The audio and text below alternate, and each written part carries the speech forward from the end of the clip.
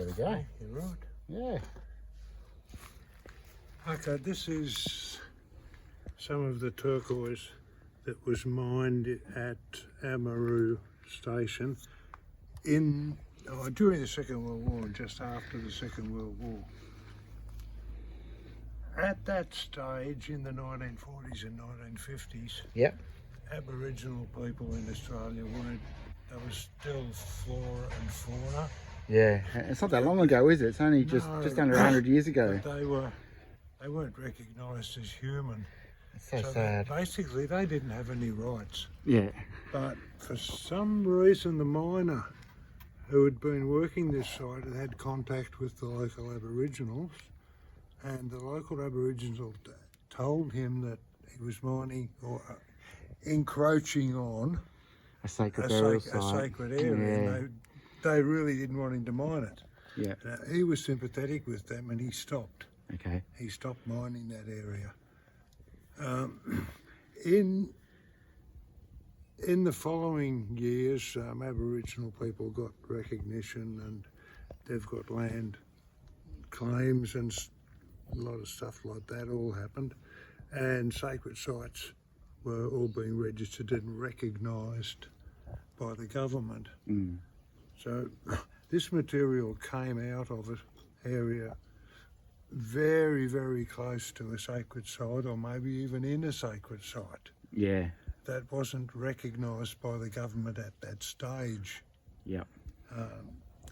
So that had bothered me for a while, that there'd been no real recognition.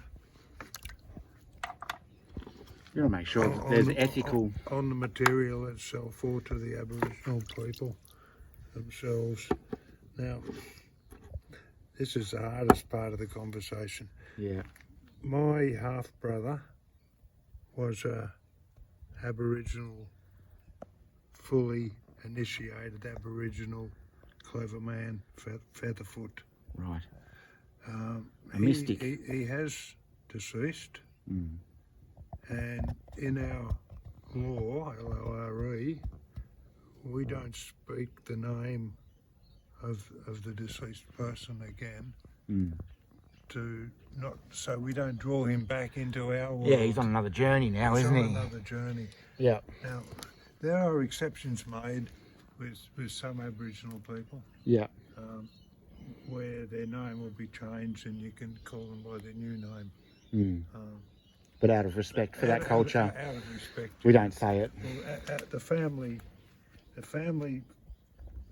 for my half-brother allowed his name to be continually used, basically because he was such a influential person both in Aboriginal culture and in Australian blues music culture, Right. where he made a really huge impact on raw blues music coming from... It sounds like he was a real artist, mate. Oh, he was pretty incredible man. So when he came over to visit me at Wadelma in the early 2000s, we spoke about this turquoise, and he said, "Oh, I'll smoke it." Yeah. So at that stage, the turquoise was all stored in a 20-foot container, Yeah. and half it was in drums, half of it was scattered all over the floor. So what we did is we tipped it all out and lit a fire in the container and smoked the hell out of it. That container was just belching. And doing that is to help with the spiritual energy of the... It's like smudging for the American Indians. Okay. The smoke cleanses the spirit. And it's specifically the vibration of the leaves, smoke or leaves a clean cleanses it. spirit in things, Mm. in humans, in objects. Yeah. So we smoked the hell out of it. And you're saying it's been done twice? Then after he died, such as his respect was in the community, that a whole bunch of elders, clever men, clever women, came over to respect the final work that he'd been doing Yeah.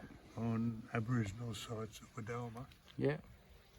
there was half a dozen of them in this particular one, all Western Australian and from out in the centre. Yeah, so elders. Elders and Yeah. clever men. Yeah, And they wanted to smoke it as well. yeah. So again, we pulled it out and we had a really big smoking ceremony with clapsticks, didgeridoos, singing. Where the first one was really quiet, with just us cackling, making Stoking all the fire smoke up. out of gum leaves. It's all, yeah, it's usually gum leaves, isn't it, that they Gum use for the leaves. ceremonies, because Yeah, they're gum thick and leaves. that eucalyptus oil, and Eucalyptus you can oil. really smell it from a mile away. Cyanide. Is that what's in the gum leaves? Yeah, Natural cyanide. cyanide. Yeah. Wow, I didn't know that. Yep. Oh, well, that's the story, and that's just one important thing that we wanted to discuss about the nature of the material. And smoke, so it's been respected.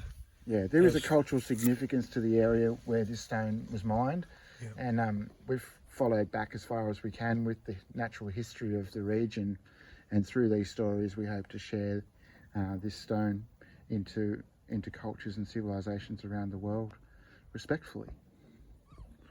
So that's the smoking ceremony. Thanks, Boris. Cool. That's a great explanation, and respect to your brother. What a good job he's done, like both with his music and Well, it had to be done. with his jewellery. Like I've heard a lot about his jewellery making as well. Yeah, so So thanks very much, Boris. There you go, folks.